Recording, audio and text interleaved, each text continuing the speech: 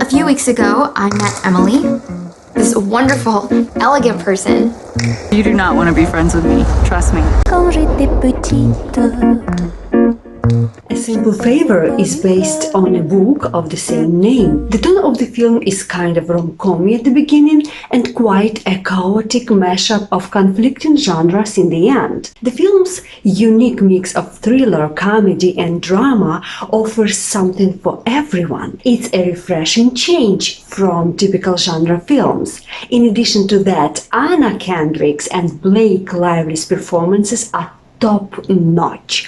All twists and turns keep the audience gasping and guessing who can be really trusted and who is the real protagonist of the film. The sequel of A Simple Favor is in development, confirmed by Amazon in March this year, because the film was quite a success, both in the box office and among the audiences. The film has a lot of interesting expressions widely used in British and American English. There will be plenty of new vocabulary today, mostly level C1 and C2. The vocabulary will be explained through examples and paraphrasing for your full and clear understanding. As usual, we are not going to watch the movie until the very end in case you haven't seen it yet, so you can watch or rewatch it in English, understand advanced expressions and quite fast actors speaking. To remember the new expressions better, there is a quiz in the end of the video, so stay with me until the very end.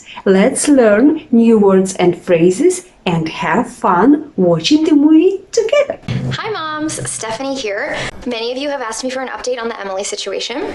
The story revolves around Stephanie Smothers, played by Anna Kendrick, a single mom who runs a vlog. She befriends the enigmatic Emily Nelson, played by Blake Lively, a high-powered PR director. Blake Lively and Anna Kendrick deliver standout performances that anchor the film. Lively's portrayal of Emily is mesmerizing. She's glamorous, mysterious, and exudes a cool confidence. Sorry.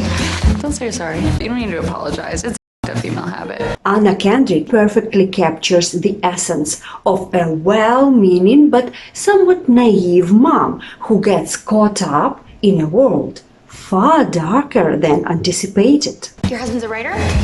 No, he wrote a book 10 years ago. It made him the toast of the town. The toast of the town, idiom, the toast of a particular place is a person who is very much admired there for something they have recently done. Examples. After she won the championship, she was the toast of the town. A Spanish-language musical drama is the toast of Cannes. Emily's husband once became famous when he wrote a great book. He was the toast of the town. You can also say a hero of the day, the talk of the town, the man of the hour, a center of attention. He never wrote anything ever again. It's the old bait and switch. What was the book? Bait and switch, a sales tactic in which a customer is attracted by the advertisement of a low-priced item, but is then encouraged to buy a higher-priced one. Examples. This classic bait and switch marked the rise of both Google and Facebook. To assure the public that the new taxes weren't some sort of a bait and switch, lawmakers made the new fund's purpose clear. Bait and switch is the expression that is used not only in sales, but in any action that's been purposely minimized at the beginning to make someone get involved in something bigger. What do I mean by that? For example, I know my car has a problem that needs a lot of time to fix it. So to persuade my friend to come and help me, I say, it won't take much time. This is called bait and switch situation. Stephanie knows Emily's husband's book very well. She read it after her husband passed away. My brother Chris was in the passenger seat. One fell swoop and the two most important men in my life were gone. In one fell swoop, idiom, one action or event that achieves or accomplishes many results. Examples. The court has dismissed all of the charges against him in one fell swoop. To upgrade your kitchen in one fell swoop, this brand is a great choice. The idiom "in one fell swoop" was invented by Shakespeare in Macbeth, where Macduff's family was killed in one and sudden tragic event. Nowadays, the expression is mostly used to express that lots of things were managed to be done all at the same time. So you may say, I met investors and sold new products all at the same time. That would be level B2. But if you say, I met investors and sold new products in one fell swoop, that is advanced level of speaking. I didn't think I would end up a single mom, struggling to make ends meet. Make ends meet, idiom, to have just enough money to pay for the things that you need. Examples. It's not easy to make ends meet with a big family, but somehow we manage. When Mike lost his job, we could barely make ends meet. I mean, my husband had life insurance, thank goodness, but not a lot. Thank God for his life insurance. Yeah. Emily and her husband, the professor, have money problems. My husband doesn't have anything, but he does spend like he's the man of the hour. Even looking fancy and glamorous, they find it hard to make ends meet, meaning to earn more than just enough for basic things. So Emily liked the idea of having life insurance. We have to pay for everything. We can't even sell this house. We bought it during the bubble and Turns out Emily's husband doesn't make as much money as he used to when they bought their house during a bubble. What bubble is she talking about? She's talking about a market or economic bubble, when prices get much higher than the real value of something. Basically, it's another name of a rapid inflation. So back in the days, they could afford to buy an overpriced house, but now they can't afford to sell it when the prices are much lower. Oh, martini time. I'm sure it's 5 o'clock somewhere. Did you just come up with that cliche by yourself? Sean, the husband, comes home. They seem a lovely couple despite being quite sarcastic with each other. yeah, we're on the verge of bankruptcy. And we can't find a decent nanny in all of Connecticut. Emily is purposely pointing out they are on the verge of bankruptcy, meaning almost experiencing bankrupt. Firstly, because she already has a plan, and secondly, she needs Stephanie's help. She needs her trust and sympathy. Verge, the edge or border of something. Be on the verge of something, idiom, to be at the point where something is about to happen. Examples. Her husband's violent and abusive behavior drove her to the verge of despair. The show was on the verge of being canceled due to low ratings. Expression "be on the verge of something" is very similar to expressions of advanced level "be on the cusp of something" and "be on the edge of something." All three mean to be in the end of something, at the point when something is about to change. So for you not to make any mistakes and be confident in using these three phrases, we're going to look into their differences. To be on the edge of something can mean something physical, like an object. For example, to be on the edge of a cliff, of a roof, on the edge of a village. And non-physical, like on the edge of collapse, on the edge of a catastrophe. But on the verge and on the cusp are not used with any physical objects.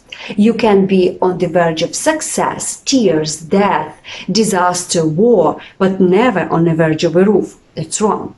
And a small nuance between cusp and verge. Cusp means a line between something and less the end of something, like verge. For example, on the cusp of being a star, like the person gained some popularity but still not a star, somewhere in between, and it's still not the very end of something current, like verge. You're kind of getting to it. So let's practice. I can use all three expressions talking about something non-physical, metaphorical. To be on the edge, on the cusp, on the verge of nervous breakdown, of divorcing my husband, of falling in love.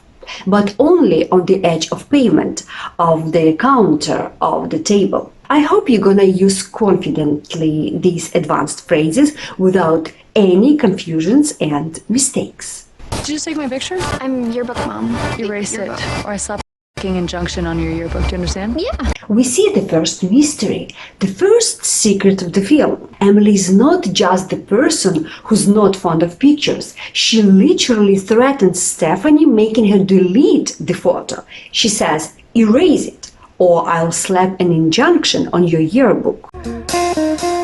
Slap something on something, or someone, a phrase, to force a rule, tax, punishment, etc. to be obeyed or received. Examples. The government has slapped more tax on cigarettes. The landlord just slapped an eviction notice on us. Injunction is a court order that either makes you do something or forbids you to do something. So slap an injunction on your yearbook means I'll force you to cancel a yearbook by going to court. A little bit of vermouth.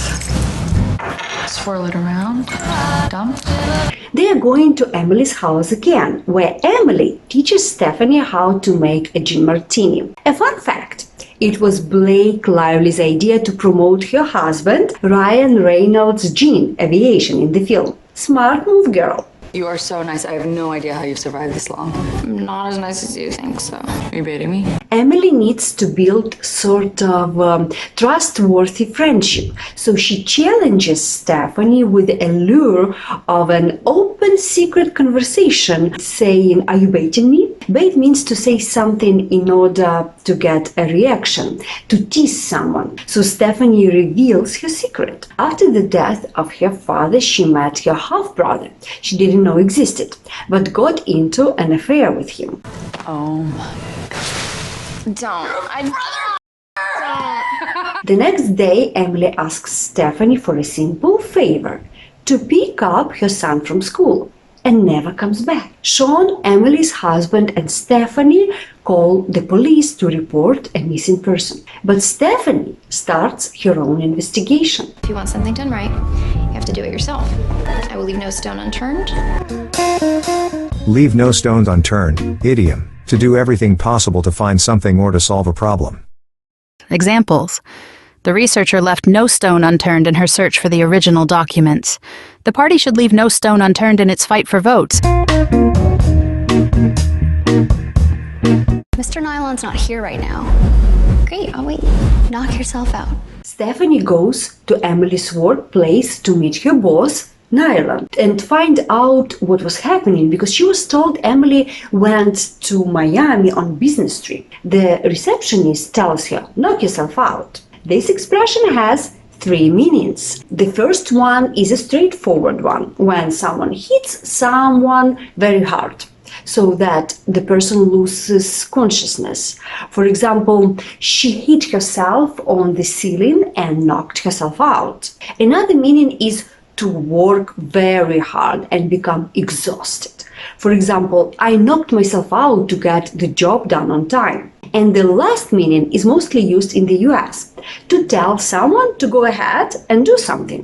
So this meaning was used in the film. If you hear someone tells you knock yourself out, it may not mean go hit yourself or do a very tiring job. It can mean please do what you want to do. Stephanie finds a picture of Emily in her office, which is a bit weird knowing Emily doesn't allow any pictures of hers to be taken or posted. By eavesdropping on Sean and Detective's conversation, Stephanie finds out Emily didn't go to Miami but went to Michigan by a rented car. So she asks her viewers to help her with any information. We are keeping our heads up and not jumping to any conclusions. We are soldiering on. Soldier on, a phrase, to continue to do something or to try to achieve something even though it is difficult. Examples. I admired the way she soldiered on when her business ran into trouble. His partner left and he had to soldier on alone. To say that you continue doing something despite difficulties, like soldier on, you may also use the phrases not give up, persevere, carry on, press on, keep going. I have some somber news. Emily was found. Emily is found, not alive. Stephanie says it's somber news. Somber is used to describe situations or moods that are dark, gloomy, and depressing. Hey, come on. Don't be hard on yourself, yeah? This is the kind of stuff nobody gets right. Be hard on yourself is also an expression. She means don't criticize yourself or blame, don't treat yourself unfairly. This comforting speech ends up in Sean and Stephanie starting an affair, and Stephanie taking Emily's stuff out of the house. Meantime, the detective comes to talk with her about Sean and Emily's marriage life. They were stressed about money, and I think Emily wanted to slow down and smell the roses. Slow down and smell the roses. Or you can say stop and smell the roses. This idiomatic expression means to try to relax and enjoy the good moments of your life. You can use this phrase when a person is stressed out or worried to calm him down or cheer up. I got the autopsy report. Were you aware of the heroin use? The autopsy report showed the body was affected by addiction to heroin and alcohol, which Stephanie finds hard to believe. And on top of that, Sean took a $4 million life insurance on Emily right before she disappeared. Are you saying he had her rubbed out? He hired a hitman? Rub out is a slang phrase that means to kill someone. So the situation looks very suspicious, more like a scam. But Stephanie refuses to believe Sean could kill his own wife. Your theory doesn't hold water because it doesn't explain the fake plane ticket or the rental car. Hold water is also the idiom of level C2. You can't hold water with your hands, yeah? If an argument or theory doesn't hold water, it doesn't seem to be reasonable or be in accordance with the facts. You can say it whenever something doesn't make sense to you. For example, it may seem logical, but his argument doesn't hold water. Stephanie finds the insurance documents and goes to question Sean, but sees him enjoying his time with another woman, realizing he might have a lover, which makes her doubt his innocence. How was your day at work? Grim. Stephanie catches him in a lie during dinner when he explains how boring his day was. I can see how that might drive a man over the edge. I know, right? Push, or drive someone over the edge, a phrase. If an unpleasant event pushes someone over the edge, it makes them start to behave in a crazy way, or lose control. Examples. She had been driven over the edge by the separation from her husband. A series of professional failures finally drove him over the edge. I saw my mom. She told me to say hi to Stephanie. Nikki. Stephanie thinks Emily must be alive, even though the body and DNA confirmed it was her. I took it. I don't have any intention of giving it back. Of course we're gonna give him back. No. Sean assures Stephanie Emily was a liar and a thief. I could never live up to what she expected of me. I was always looking over my shoulder. I could hardly sleep. Sean uses two expressions in his explanation about their relationship. I could not live up to her expectations. Live up to something means to achieve what is expected, especially high standards. I was always looking over my shoulder, he says, meaning I was always worried about something bad or dangerous could happen. Why did you take out a $4 million insurance policy on her? Those cops really did a number on you, didn't I'm they? being serious. Do a number on someone, idiom, to hurt or embarrass someone. Slang meaning, to manipulate or trick someone. Examples. Her last breakup must have really done a number on her. Tom did a number on Mary when he lied to her. It was because of you. She thought she and I needed to get policies out for Nikki's sake. Stephanie believes Sean and moves in to live together until the moment she realizes she was right about her feeling that Emily is still alive. My mom told me to give you this. Hi. Stephanie is going to uncover cruel and harsh truth about Emily, as well as Emily will find out Stephanie's story about her half-brother and husband. What do you think about the story so far? Write in the comments your impressions and feedback about the vocabulary. It will help me a lot for the future lessons for you. To help you remember the expressions better, we will do a little quiz using the following idioms in sentences paraphrasing. Number 1. The toast of the town. 2. Hold water. No stone unturned. On the verge of something. Drive over the edge. Do number on someone. If you need more time, just pause the video. Ready? So which idiom can be used to say the following? David looked like he was about to cry when he saw the damage to his car. Quand j'étais petite, je me taisais comme une fleur. David looked like he was on the verge of crying when he saw the damage to his car. Mark has thoroughly looked through each and every document to find proof of discrepancy. J'adorais les mythes. Mark has left no stone unturned in finding proof of discrepancy. Dan is being celebrated for his new tech innovation. Mais tous ces mots m'en faisaient peur. Dan has become the toast of the town for his new tech innovation. John tried to trick his friend by giving false promises. C'est le silence qui me parle, comme si c'était Charles. John did a number on his friend by giving false promises. The jury convicted her because her story didn't seem to be true. Quand on fait l'amour, il n'y a pas de discours. The jury convicted her because her story didn't hold water. I'm getting mad. This stressful situation is making me crazy.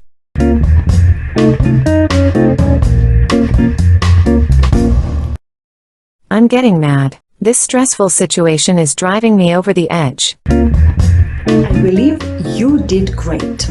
Those idioms are widely used, and I hope you will practice them in your everyday English speaking.